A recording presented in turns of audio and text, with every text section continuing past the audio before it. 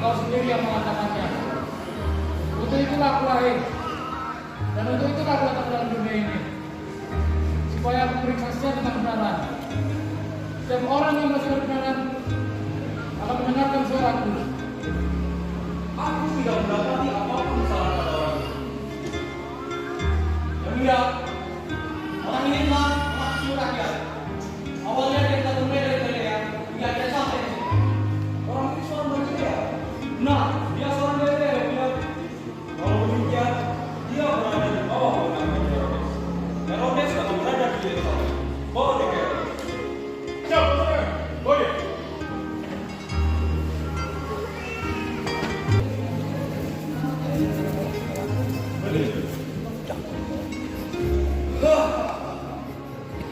Jadi ini nabi yang terkenal itu. Lepaskan dia. Lepaskan dia. Kalau kau nabi, buatlah satu mukjizat di hadapanku. Kau tuli, bisu, dasar bodoh. Kenapa kau membawa orang ini ke hadapanku? Tuan Pilatus menyuruh kami membawa ini ke hadapanmu. Imam-imam agung dan orang-orang Yahudi menuduh dia sebagai raja. Tuan Pilatus tidak menemukan kesalahan apapun terhadap dia, sehingga Tuan Pilatus menyuruh kami membawa dia datang kepada. Tunggu sebentar. Raja? Orang seperti ini mengaku raja? Dia adalah raja?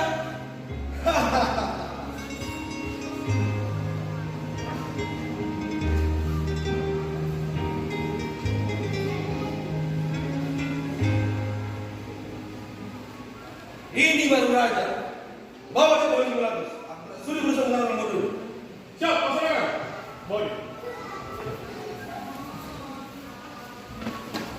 Berhenti. Waduh. Apa orang ini mau melakukan padaku? Tuan itu Herodes tidak mau berurusan dengan orang bodoh itu. Boleh, Mas. Pakai. Aku telah memeriksa dia, dan padanya tidak mendapati segala tuduhan kali itu. Begitu pula juga dengan Raja Herodes, tidak mendapati kesalahan apapun padanya. Sesungguhnya tidak ada suatu apapun yang dilakukannya yang setimpal dengan hukuman. Pada kamu ada kebiasaan bahwa pada hari Paskah aku akan membebaskan seorang babi. Maukah kamu supaya aku membebaskan orang Yahudi bagimu? Jangan dia, naikkan Barabas, lepaskan Barabas, lepaskan Barabas. Terang. Kalau pasukan, bawa para pasukan. Siap, pasangan.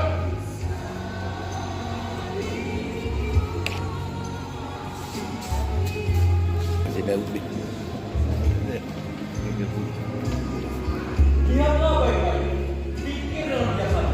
Aku bertanya sekali lagi, siapa yang harus kubebaskan di hari Paskah ini? Barabas, seorang penyamun, bandit, pembunuh dan pemberontak, atau Yesus dari Nazaret, Raja orang Yahudi? Kami mau bebaskan Barabas. Bebaskan Barabas. Bebaskan Barabas. Kalau pasukan, bebaskan Barabas. Siap. Apapun kesalahan pada raja, maka aku tetap akan menyesatnya dan melepaskannya. Kepala pasukan, bawa dan siksa dia, tapi jangan sampai mati. Siap, pasangan.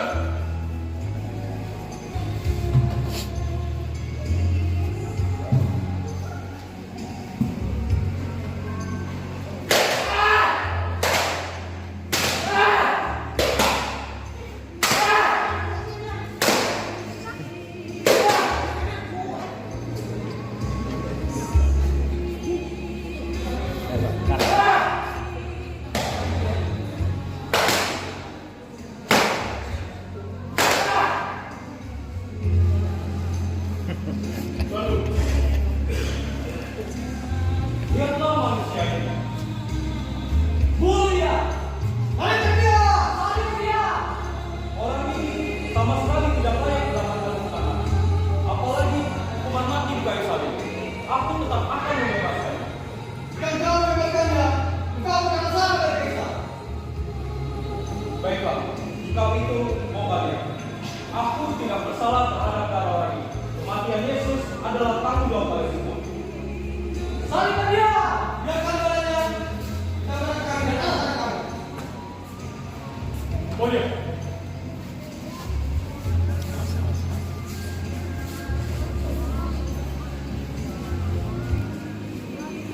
Yesus dijatuhi hukuman mati. Salibkan dia! Jatuh Salibkan dia! semangat untuk menyelesaikan perjalanan masanya untuk bangkit lagi. Salibkan dia! Salibkan dia! Salibkan dia! Yesus bangkit lagi. Salibkan dia! Secara fisik Yesus sudah sangat menderita, tetapi lebih menyakitkan lagi bahwa murid-muridnya meninggalkannya sendirian. Kini di hadapannya berdiri seorang wanita yang dicintainya. Maria sang ibu tertunduk lesu memandang sang putra yang menderita. Betapa sebagai ibu ia merasakan kepedihan di dalam hatinya. Namun ia menyimpan semua itu karena ia harus tetap mendampingi putranya.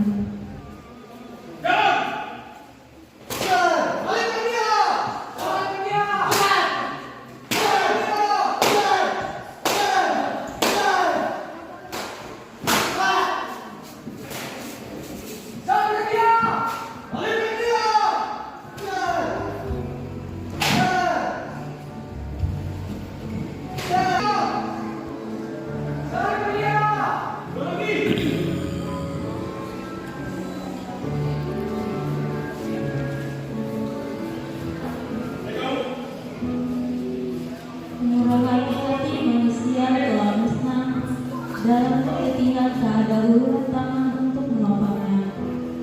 Simon dari Kirene yang sederhana, lugu dan ikhlas menjadi sasaran yang berkuasa untuk mengambil salib Yesus.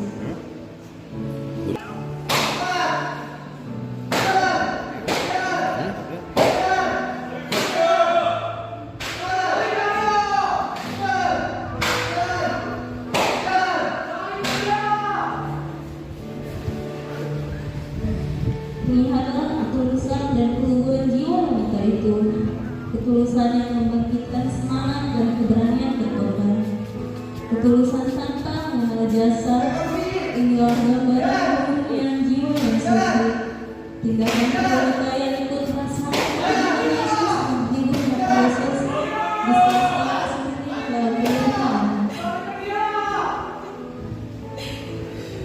Setelah ditolong oleh Simon, kekuatan Yesus terus melemah. Jalannya terseok-seok oleh beban salib itu. Tenaganya terseras habis. Yesus pun jatuh untuk kedua kalinya. Tetapi semangat Yesus yang menyala-nyala tidak akan pernah surut. Dengan tenaga yang masih tersisa, Yesus bangun lagi untuk meneruskan perjalanannya. Hai putri-putri Yerusalem, janganlah kau menangis itu. Melainkan tangisilah dirimu sendiri dan anak-anakmu. Berdiri! Ialah yang semakin menanjak menuju Golgota dan kerikil-kerikil tajam yang menusukkan Yesus semakin terasa perih dan menyakitkan. Kini ia tersungkur lagi untuk yang ketiga kalinya. Inilah bukit Golgota, saksi bisu kekejaman dan kekelaman hati manusia. Inilah penghinaan paling keji yang dialami Yesus. Keserakahan manusia telah mengalahkan segalanya.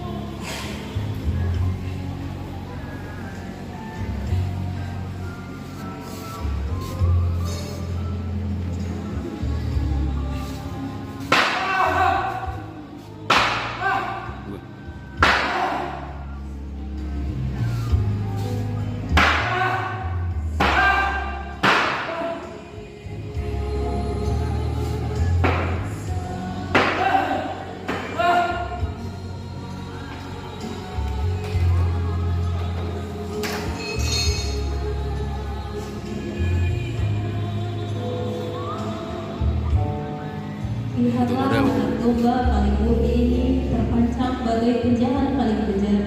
Lihatlah dia yang paling Ampunilah mereka, sebab mereka tidak tahu apa yang telah berbuat. Hai engkau yang mau bukan baik suci dan mau membangunnya kembali dalam 3 hari. Turunlah dari bukit itu dan selamatkanlah dirimu. Orang lain ia selamatkan, tapi dirinya sendiri dan dapat ia selamatkan. Ibu,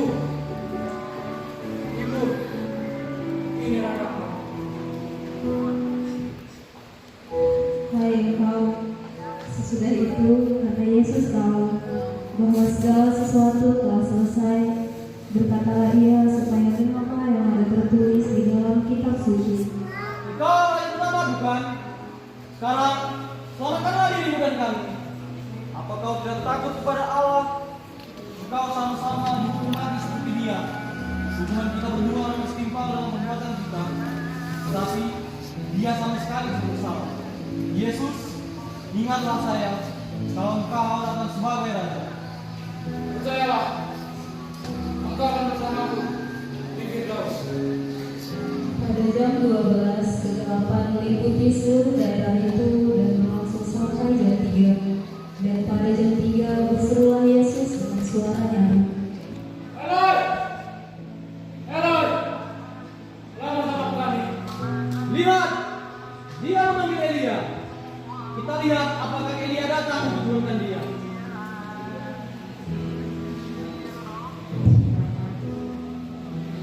Aku harus Beri dia ini.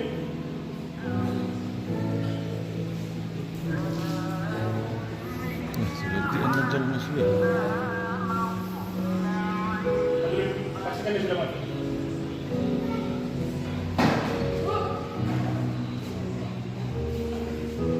dia Bapa ke dalam tanganmu. Sungguh, dia adalah anak Allah. Keselamatan manusia oleh Yesus Kristus menjadi sempurna ketika Yesus menebus dengan darah. Darah anak domba Allah telah menebus dosa-dosa semua manusia. Peristiwa yang memilukan serentak membahagiakan karena Allah Bapa mengorbankan putranya yang tunggal demi kasih. Keselamatan dapat dilaksanakan ketika ada nilai pengorbanan. Sebagai anak Allah, kita pun diminta untuk mempunyai nilai pengorbanan, baik berkorban untuk sesama manusia maupun untuk bumi tempat kita hidup.